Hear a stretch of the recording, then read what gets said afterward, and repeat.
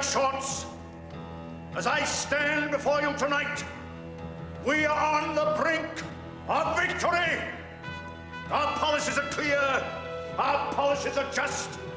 Our policies are fully laid out in my book with England price 3 6 from all good booksellers. Our policies are: 1, the right, nay, the duty of every free-born Englishman to grow his own potatoes. 2, an immediate ban on the import of foreign root vegetables into the United Kingdom. And 3, the compulsory scientific measurement of all adult male knees. Not for the true-born Englishman, the bony, angular knee of the so-called intellectual. Not for him, the puffy knee of the criminal classes. The British knee is firm. The British knee is muscular. The British knee is on the march!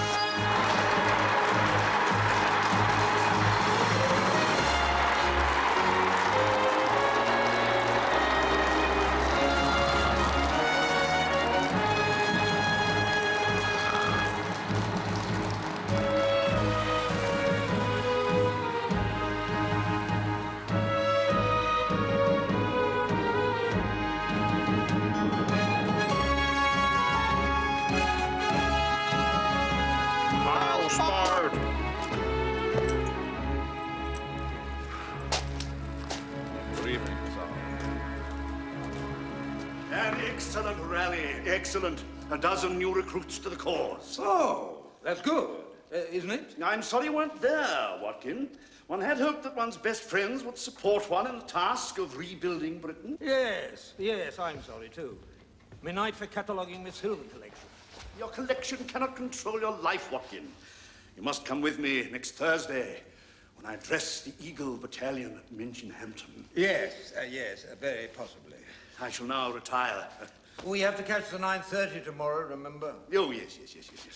Good night, Stephanie. Good night. Good night, little Madeline. Good night.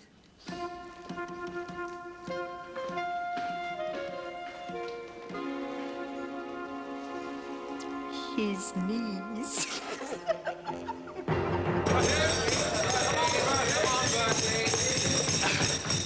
Well, this is a happy occasion. Old Gussie getting engaged. Still, I expect he knows what he's doing. No, but a good egg, Gussie, as we all know, and a persuasive man with a newt. No, but what I've always said is that Gussie and Madeline are made for each other, really. Like kippers and marmalade. Yeah. And I'm sure we all wish them many happy years together over the newt. So, Gussie and Madeline. Gussie and Madeline.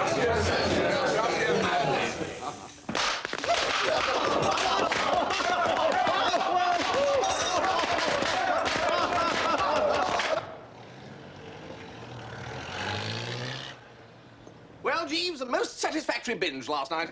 I'm delighted to hear so, sir. Was Mr. Finknottle in good spirits? Poor devil. The sands are running out for Gussie Finknottle, Jeeves. He will shortly have Sir Watkyn Bassett as a father-in-law. He's the blighter who fined me £5 for pinching a policeman's helmet. Perhaps Sir Watkyn is not so formidable in private life, sir. I doubt it, Jeeves. Slice him where you like. A hellhound is always a hellhound.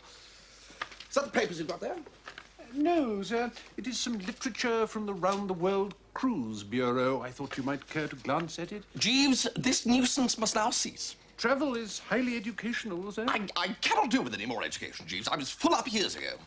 No, it's that old Viking strain of yours coming out again. You yearn for the tang of salt breezes. You see yourself walking the decks in a yachting cap. Possibly someone has been telling you about the dancing girls of Bali. I understand, and I sympathize, but not for me. Now, I refuse to be decanted into some blasted ocean-going liner and lugged off round the world. Very good, sir.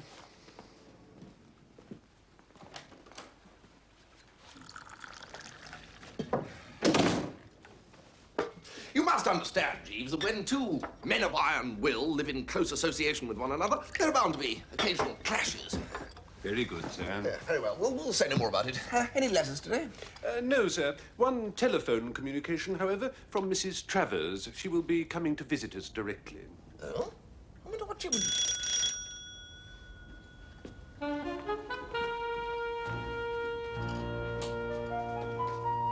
Is it awake yet? Ah, what's going on, Dahlia? I want you to go to an antique shop in Bond Street and sneer at a cow creamer. Do what at a what? It's silver. A sort of 18th century cream jug in the shape of a cow. Well, sounds dashed unpleasant to me. Well, it doesn't matter what it sounds like to you, young Bertie. Your Uncle Tom thinks it's the cat's nightwear. It's the only one left in the country, apparently. Go there, ask them to show it to you, and when they do, register scorn. This'll sow doubts and misgivings in their minds and make them clip the price a bit. Your Uncle Tom's been having a bad time lately with his collection. Everything he's tried to buy, that bastard Watkyn Bassett has pipped him at the post. If he can get this thing cheaply, it may save him from an early grave. You have one of your wonderful ideas, Jeeves. If Mr. Wooster, while sneering, could imply that the object is probably of modern Dutch manufacture, the vendor might be the more inclined to lower his ambitions. Why Dutch?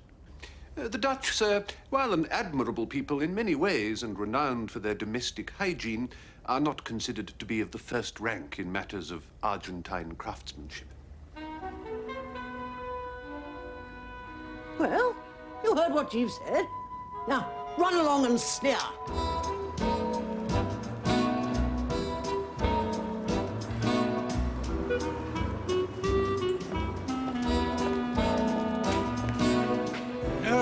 No, I don't think so. I've got another very like this. You've got one of everything, I should think, in that blasted collection of yours. How about this very rare Georgian teapot, sir? Morning. Oh, I'll be with you in a moment, sir. Hello, Fox. I do, you young man. No. You came up before me once, but not twice. Well- Good. Going straight, eh? Now, let me think. What was it? Of course. Yes. Bag snatching. No. Still all over and done with now, eh? Splendid. Roderick, come over here. Hello. Look at him. I gave him 3 months not long ago for snatching bags at railway stations. It's quite evident. His term in jail has had an excellent effect on him.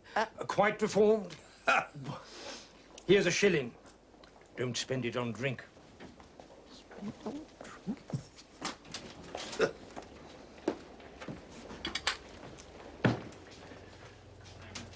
Oh, have the gentlemen gone? Yes, they're gone, yes. Where was I? Oh, yes, I understand you have an 18th century cow creamer for sale. Oh, you're too late. I'm afraid it promised to a customer. Name of Travers? Ah. Well, that's all right, then. The above Travers is my uncle. He sent me along to have a look at the thing. Oh, right. I expect it's absolutely rotten. It's a beautiful cow creamer. Oh, dear. What? No. No, this won't do at all. Modern Dutch. Modern Dutch? What do you mean? Have a look at the hallmark. No. Here. I can't see any hallmark. Are you blind? Take it out in the street. Have a look at it in the light. Oh, dear, the phone again.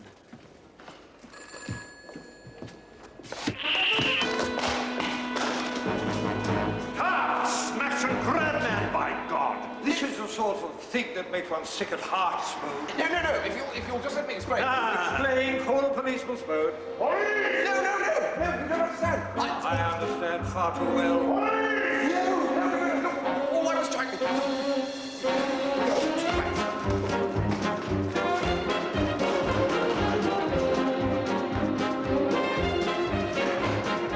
I say, Spode, look at this.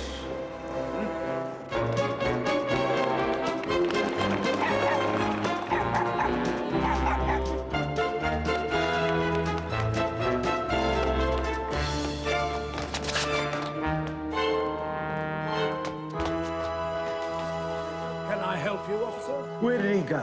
Oh, Right.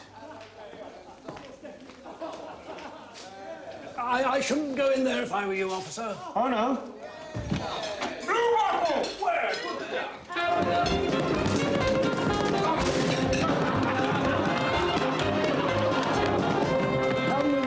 sir.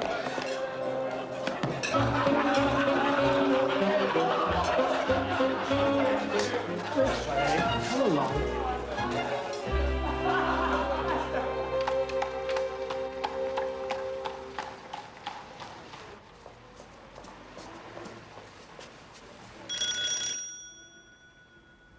It's her. Sir? Aunt Dahlia. Tell her I've gone to Switzerland. Mrs. Travers will be most disappointed, sir. Mrs. Travers will be boiling anyway, Jeeves, if she's found out how miserably I failed with that dratted milk jug. Good morning, Mrs. Travers. Mr. Wooster asked me to say that he's gone to Switzerland. Oh, piffle, Jeeves, get the blighter out of bed. Very good, madam. Mrs. Travers, sir. But I thought I told you to... I'm afraid she seemed disinclined to believe me, sir. But I can't face her, Jeeves. Courage mounteth with the occasion, sir. But it didn't mounteth with me, Jeeves, on the occasion of coming face to face with an irate aunt. You know that cow creamer I asked you to sneer at yesterday? Ah, well, yes, as a matter of fact, I was Did you sneer? I did. Well, your sneers were wasted. That unmitigated hound Bassett has bought it. He went to the shop and told the shopkeeper that Tom had sent him. Well, well, well. Is that all you can say? Well, well, well. Well? Oh, do stop it. If I ever catch the idiot who told Watkyn of the thing's existence, I shall not be responsible for my actions. I don't think you should be too severe, Aunt Dahlia. Oh, I shall not be severe. I shall be just. When I find out who it was, I shall sever his head from his shoulders. You admit, I hope, that by every moral law, that cow creamer belongs to Tom. Emphatically. And that if Tom finds out that Watkyn blasted Bassett has got it, he'll probably sink into a dreadful lassitude and take no further interest in life. If you say so, whole flesh and blood. Good. Because you're going to steal it back from me. I don't care how spiritual Harold Pinker is, Madeline. I'm Stephanie's guardian. You know he played cricket for Oxford. I don't care if he played tiddlywinks for the Sorbonne. It's bad enough you and this newt fancy you've got coming down. I'm not having her marry some half-baked curate. Harold is not half-baked, Uncle Watty. Perhaps someone left the oven door open. I don't want to hear another word about this, Stephanie. He won't always be a curate, either. Good. When he's Archbishop of Canterbury, he can ask you to marry him.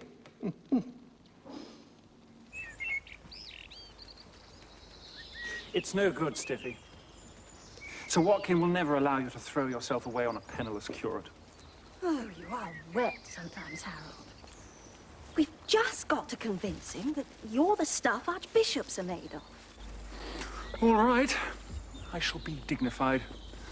I shall be urbane. We could just not trip over the furniture at this start. Come on. There's the gong. Come along, Bartholomew.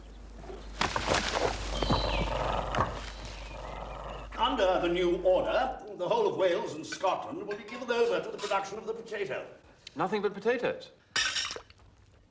Nothing but potatoes. Just as Gloucestershire will be entirely laid down to turnips and Wiltshire to beans. Rationalisation is the order of the day. Warwickshire will manufacture umbrellas and shooting sticks, and Norfolk, because of its distinctive topography, motor cars. I don't quite see that, Spode. It has all been scientifically worked out, I assure you.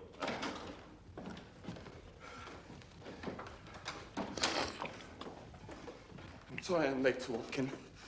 I've just been arranging my tanks. Tanks? Yes, my newt tanks. Mr. Finkenottle breeds newts. When Augustus and I are married, I'm going to learn all about newts. Married? Augustus and I are getting married. Little Madeline? Married? To him?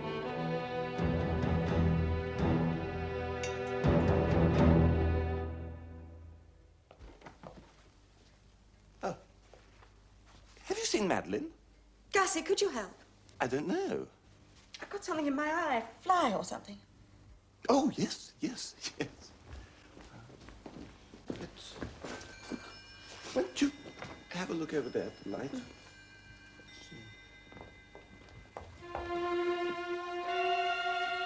Gussie! Oh, hello, Madeline.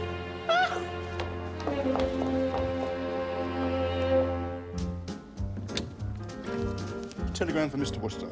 Thank you, Mr. Jarvis. Count. A telegram for you, sir. Oh, yes, well, you better read it, Jeeves. Very good, sir. Come immediately. Serious rift, Madeline and self. Unless you come earliest possible moment, prepared lend every effort reconciliation, wedding will be broken off. Reply, Gussie, sir. Ah, well, these are deep waters, Jeeves. There's only one thing we can say with any certainty, and that is that Gussie has made an ass of himself again. There is that possibility, sir. Have you got your telegraph pad handy? Yes, sir. Right, well, send this. Fignottle, Totley Towers, Totley in the World, Gloucestershire. Yes, that's all very well. You say, come here immediately, but how Dickens can I? Relations between Pop Bassett and self, not such as to make him welcome Bertram. Would hurl out on ear and set dogs on. What serious rift? Why serious rift? Why Dickens? What have you been doing to the girl? Reply, Bertie. Forgive me for mentioning it, sir, but am I not right in thinking that should the rift between Mr. Finknottle and Miss Bassett not be healed, Miss Bassett may well raise her sights and regard you as a matrimonial prospect once again? Good Lord, Jeeves, you're absolutely right. Well, we shall have to go down to Totley in person. Send a telegram cancelling that last telegram. I haven't sent this one yet, sir. What? Well, get weaving, Jeeves. Get them both off at once. Yes, sir. Totley Towers might also seem the convenient place, sir, from which to send Mrs. Travers a telegram informing her that we had tried, but regrettably failed, to steal the cow creamer.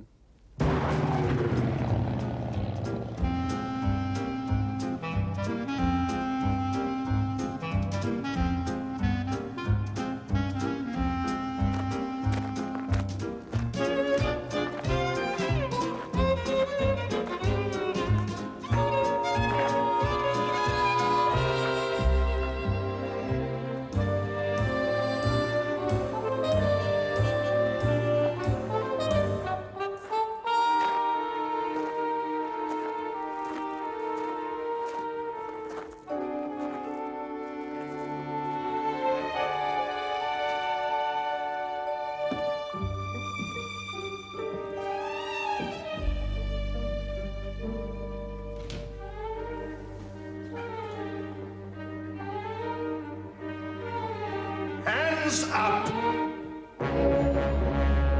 Now, look. Watkyn, come here. Yes, here I am. What is it? Look at this. Good God, the bag snatcher. He'd already begun to loot the place. Look, he's got your creamer again. It's unbelievable. He must have followed us down. Bring him along to the library. I'll issue a warrant for his arrest. Put the ruffian away once and for all. Why? If he resists, shoot him, Spode. Don't hesitate. Will you listen? What a lot of noise. Why, Bertie, when did you get here? I've only just arrived. You don't mean you know this man? Of course I know him, Daddy. Bertie is an old friend of mine. I told you he was coming. He snatches bags. And makes daylight raids on antique shops. He's after me cow creamer. Look, he's got the blasted thing in his hand. You are an old silly, Daddy. Naturally, your silver would be the first thing Bertie would want to look for.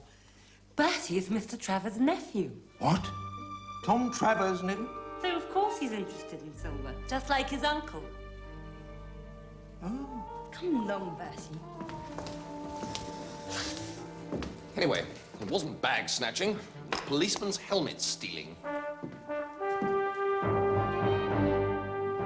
How sweet of you to come, Bertie. But everything's sorted out.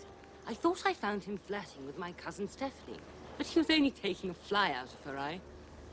You know, Bertie, sometimes I ask myself if I'm worthy of so rare a soul as Augustus. Oh, I wouldn't ask yourself rot like that. Of course you are.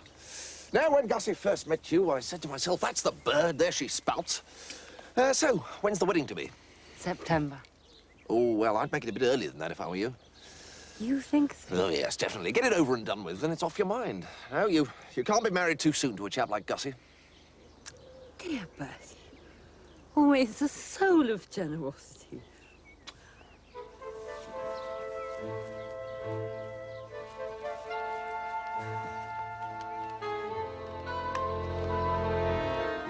Wooster, I want a word with you. Ah, Otto? I have been talking to Sir Watkyn Bassett. Oh, yes? We know why you are here.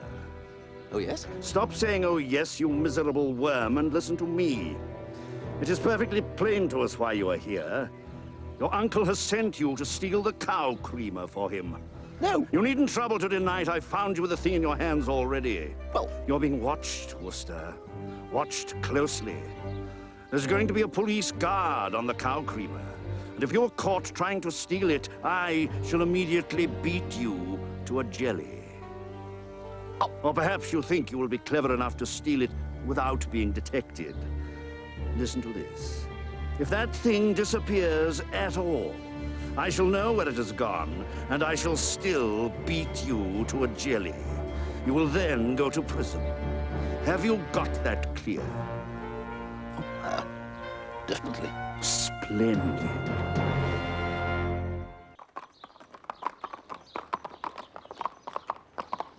Right, to Aunt Dahlia. I say, look here, this is absolutely impossible. Not to say out of the question. Spode has already threatened, yours truly. Sorry and all that. Oh, about the cow creamer, I mean. Anyway, there it is. Toodle-pip. Your affectionate nephew, Bertie. Is it a code? Morning. Morning, Constable.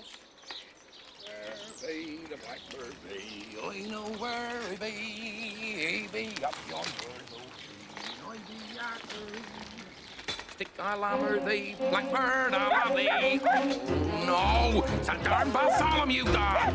Get off! Stupid dog! Get off! Get off! Leave me alone. Get away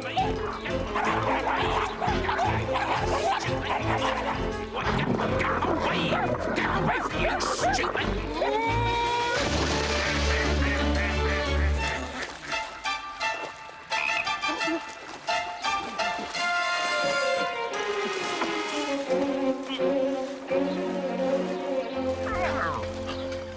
What on earth did you do that for? You might have scared him out of his wits, hurling yourself about like that. Poor old Bartholomew. I must caution you, Miss Stephanie. Did the ugly man nearly squash him flat? I was proceeding along a public highway when the dog leaped at me in a virulent manner. I was zerled from my bicycle. Well, you shouldn't ride a bicycle. Bartholomew hates bicycles. I ride a bicycle, miss, because if I didn't, I would have to cover my beat on foot. Do you? Good. Get some of the fat off you. I will have to summons you once more, miss, for being in possession of a savage dog whilst not under proper control. Don't be an ass, Oates. You can't expect a dog to pass up a policeman on a bicycle. It isn't human nature. I intend to fight this case to the House of Lords. And I shall call this gentleman as material witness. Oh, it's you, Bertie. Did you see what happened? Ringside seat? Well, stand by to be subpoenaed. Be that as it may, miss. We'll see about that.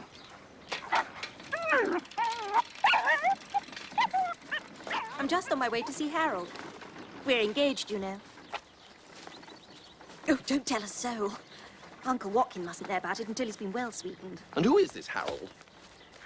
You know Harold. You were at Oxford together. He's the curate here in the village. He talks a lot about you. Harold Pinker.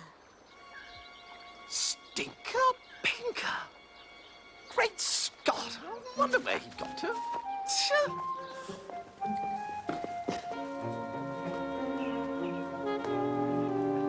Oh, there you are, Bertie. Here's Harold. Stinker! Good heavens! Bertie, well. always wondered what became of you. I was wondering only the other day what had happened to you. Good heavens. Well, well, well. Extraordinary thing. And here you are. Well, well, well. Absolutely amazing. Good heavens. Is that the end? Bertie, we want you to do something for us. What? Harold, we can't talk here. Come up to Harold's room in the rectory. Fancy you being engaged to old Stinker. I'm so happy I could bite a grape. Or at least I should be. Sit down, Bertie. You tell him, Harold. Well, what we thought was you could steal Sir Watkyn's new cow creamer. What's the point of that? Then Harold can get it back, hand it over to Uncle Watkyn, and earn his undying gratitude. Oh, I see. I see.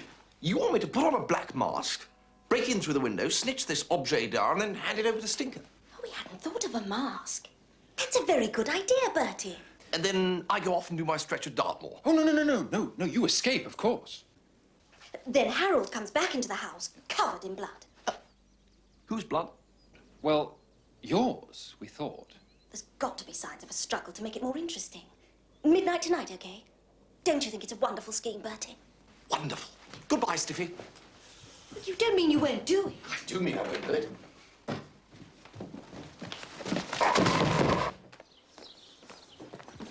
Bertie, I think you're a pig. A pig? Maybe.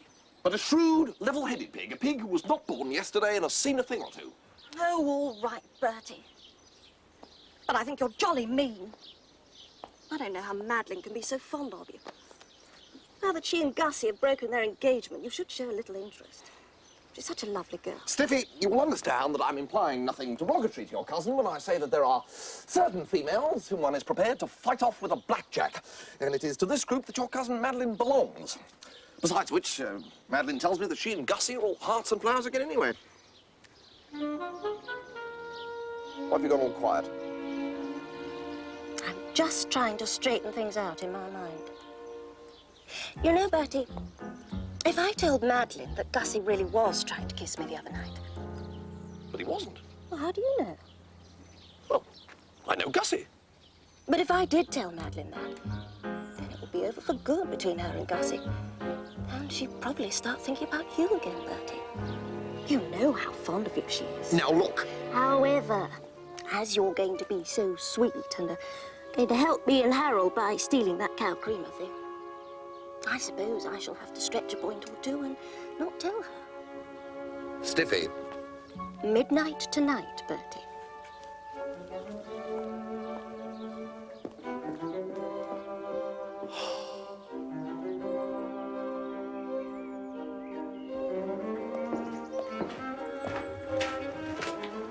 Mrs. Travers has arrived, sir. She has a matter of some importance she wishes to discuss with you.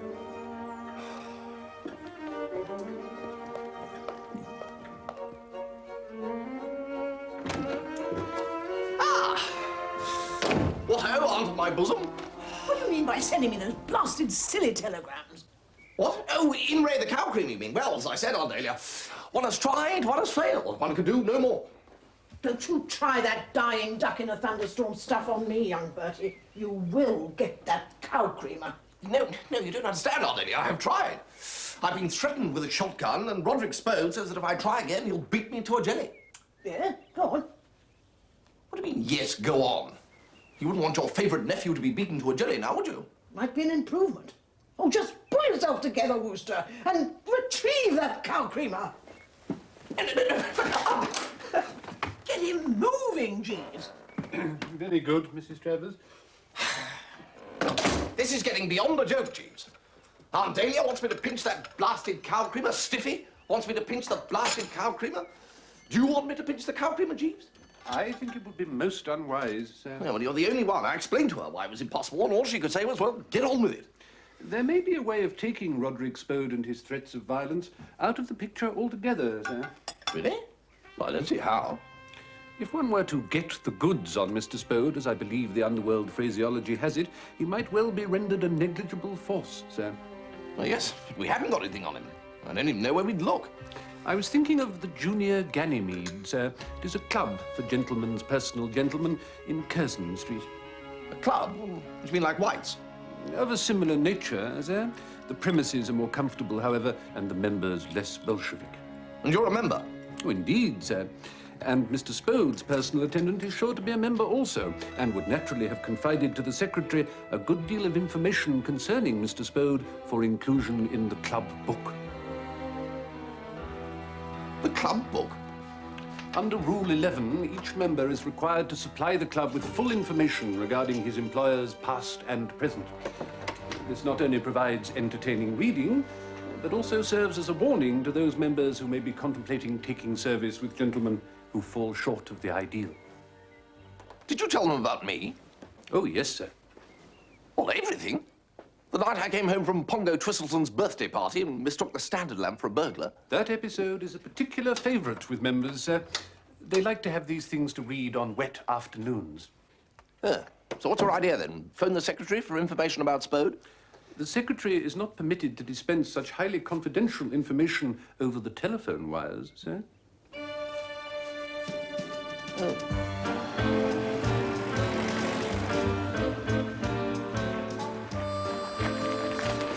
Right, all set, Jeeves? Yes, sir. Good. And for heaven's sake, hurry back. Indeed, sir. Hello, Desmond. Here's some nice antiques for you. Come on. Can't you get up onto your nice rock? With... that's a bit warm, isn't it? What a silly daddy. There.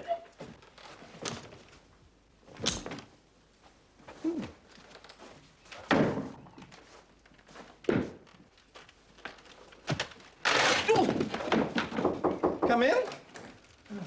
Oh, sorry, sir. I just wanted to turn your bed down. Shall I come back later, sir? No. This curtain's stuck. I'll get Mr. Herbert to come up and see to it, sir. You could reach it if I lifted you up. Oh, I don't know about that, sir. Well, it's Desmond, you see. The sun's on his tank. I don't know, sir. No, just stand there. You see, it's the ring that's stuck, I think. No, I can't quite reach, sir. Well, we'll try once more. I don't know as I can, sir. Of course you can. Come on.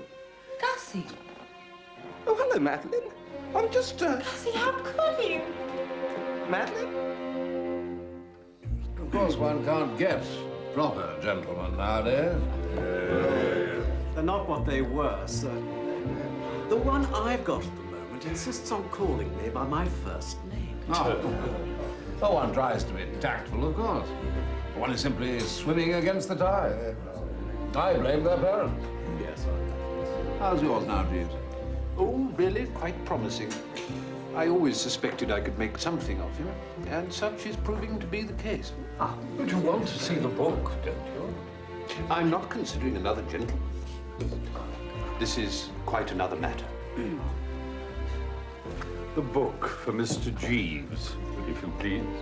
Well, I must say mine's coming along very nicely indeed. You remember I had to be quite severe with him about wearing a soft hat before Goodwood? Good as gold, man. Good as gold. Thank you. I'm really quite concerned about this first name business. I think they pick it up from the cinema. Why don't you try not answering when he calls you by the wrong name? Oh, I don't think I could carry that off. One doesn't like to hurt their feelings, does one? No, I don't.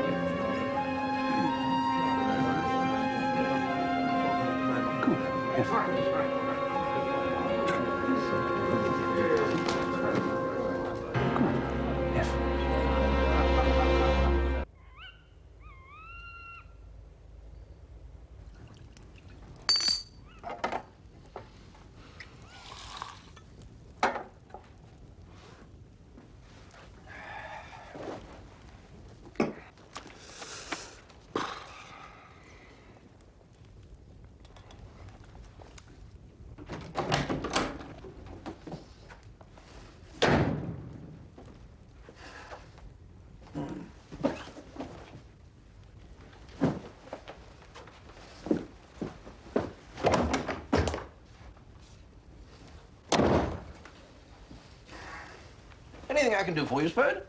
Why wasn't Finkenottle at dinner? Perhaps he wasn't hungry. I'm looking for him. Oh, right. Well, any message if he should turn up? Tell him I'm going to break his neck. Break his neck, right. And if you should ask why? He knows why. Because he's a butterfly who toys with women's hearts and throws them aside like soiled gloves. Do butterflies do that? Are you trying to be funny? No. Good.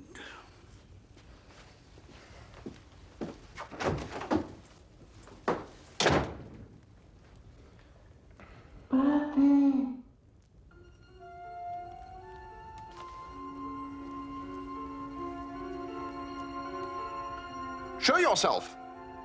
I am not afraid. Do you bring a message for me from the other side? Get me out of here!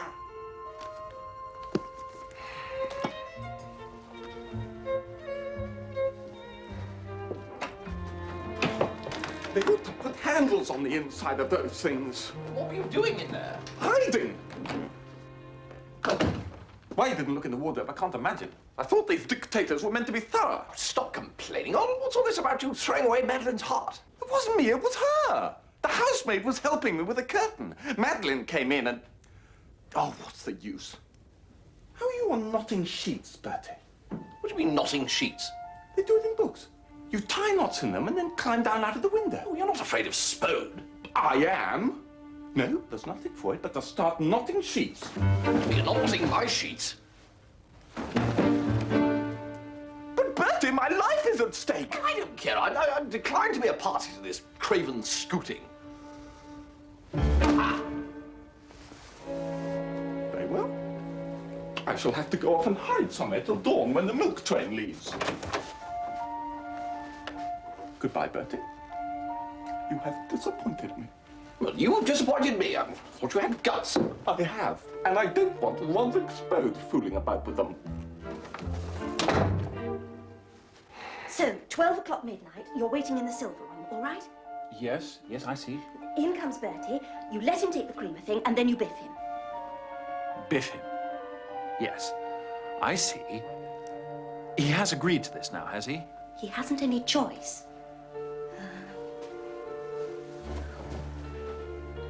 That should do it, I should think. Really? You want to see some blood, remember?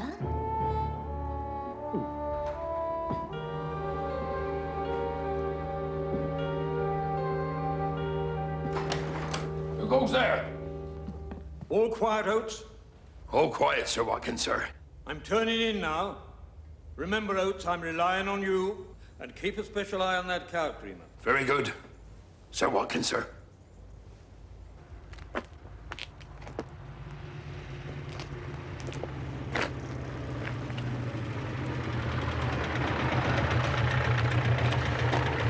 Well, what happened, Jeeves? Has Spode got a secret? Indeed he has, sir. Tell me all. I fear I cannot do that, sir. The rules of the club regarding the dissemination of such material are very rigid. Well, what was the better use of going, then? It's only the details of the matter that I'm precluded from mentioning, sir. I am perfectly at liberty to tell you that it would greatly lessen Mr. Spode's potentiality for evil were you to inform him that you know all about Eulalie. Eulalie? Eulalie, sir. You're sure you can't go any deeper into the subject? Quite sure, sir. Were I to do so, it is probable that my resignation would be called for. Well, we wouldn't want that, of course. Oh, all right, Jeeves. Drive on. Eulalie, eh?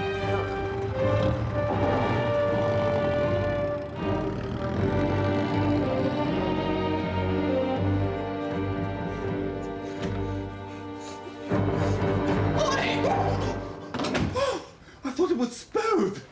What do you mean, sneaking up on a fellow like that? This is my blasted room, Finknottle. What do you mean by mucking up my bed linen after I specifically forbade it?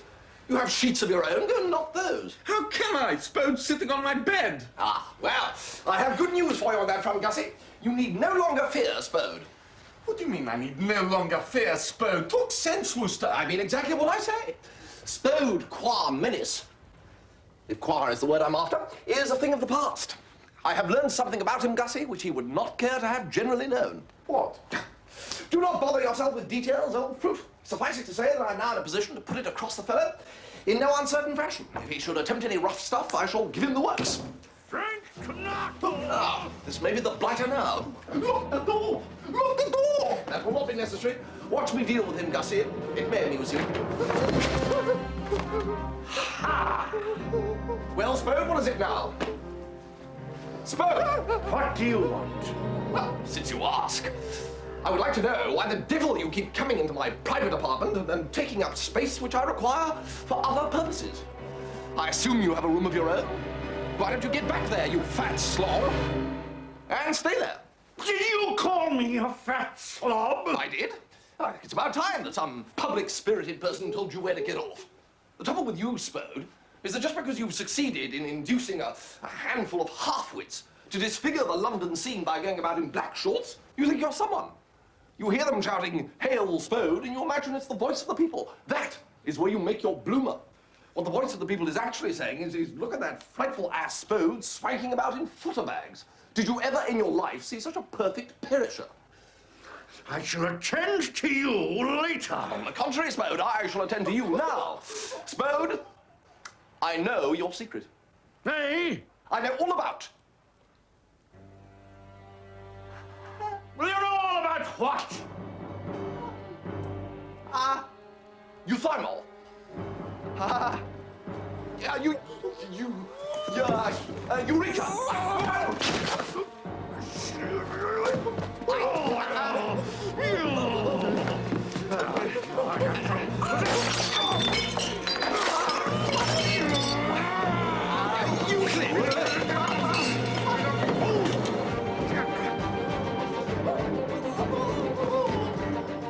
Eucalyptus!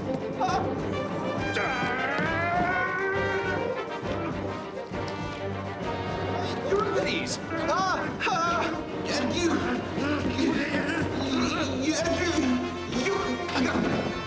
Eucharist! Eunuch! Euphonium? Thank you!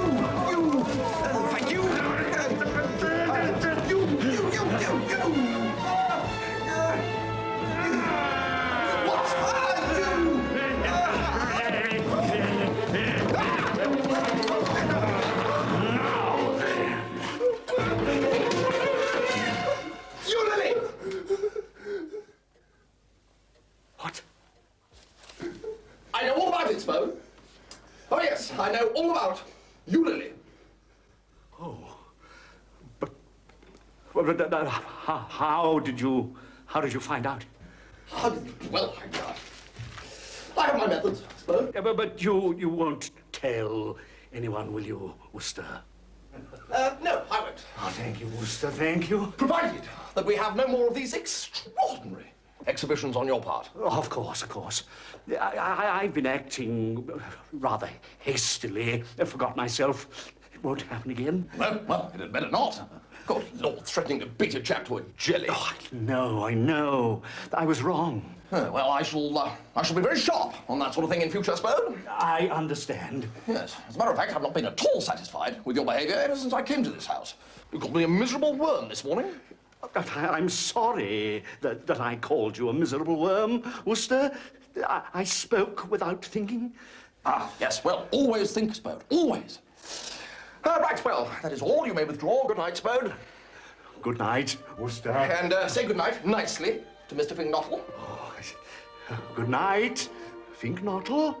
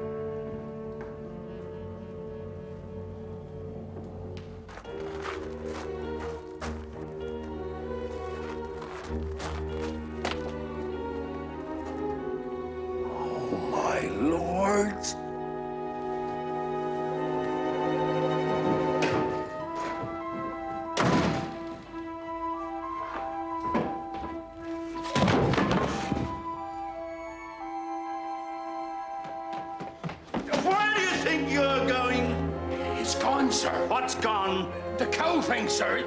It's gone. And you're just going off and leaving everything else unguarded, witless little...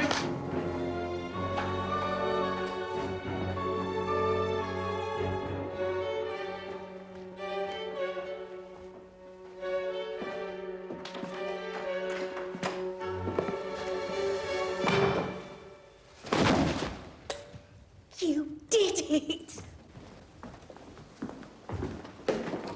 Help! Thief! Help! It's not Bertie!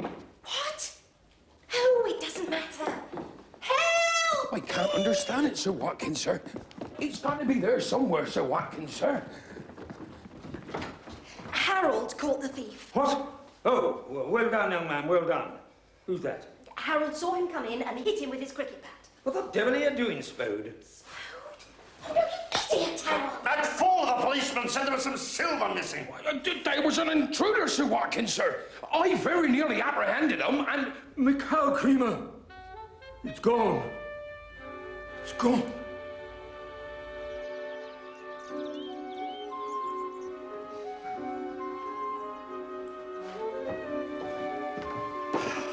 Well? Nothing, Sir Watkyn, sir. You searched every room? Every room, every piece of luggage, not a sign.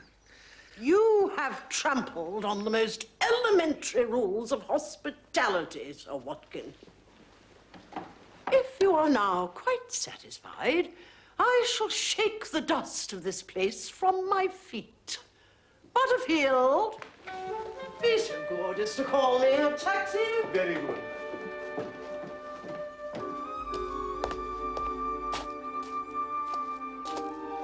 Thank you, Mr. Butterfield, for a most enjoyable stay. Thank you.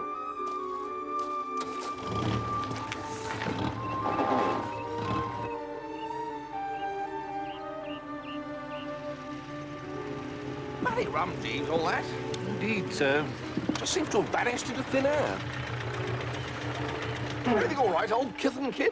Everything's wonderful, thank you, Bertie, dear. Yeah, we were just wondering who on earth could have stolen the cow creamer, weren't we, Jeeves? Indeed, sir. Nobody stole the cow creamer. It was confiscated for return to its rightful owner. Confiscated? Well, who confiscated it? I did. Then I gave it to Jeeves to hide for me. Have you got it, Jeeves? Good Lord.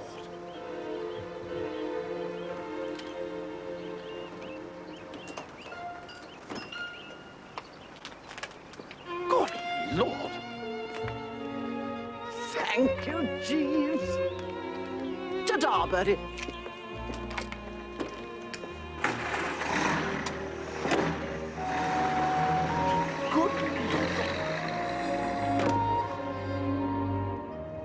There is just one thing, Jeeves. I do wish you could give me the inside dope about Eulalie. The rules of the Junior Ganymede are extremely strict, sir.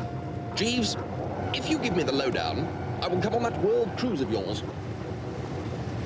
No, sir. No, I could not betray a trust. Jeeves, I stand in awe. I'm almost tempted to come on that world cruise anyway as a reward for your resolution. That would be extremely generous, sir. I said almost, Jeeves.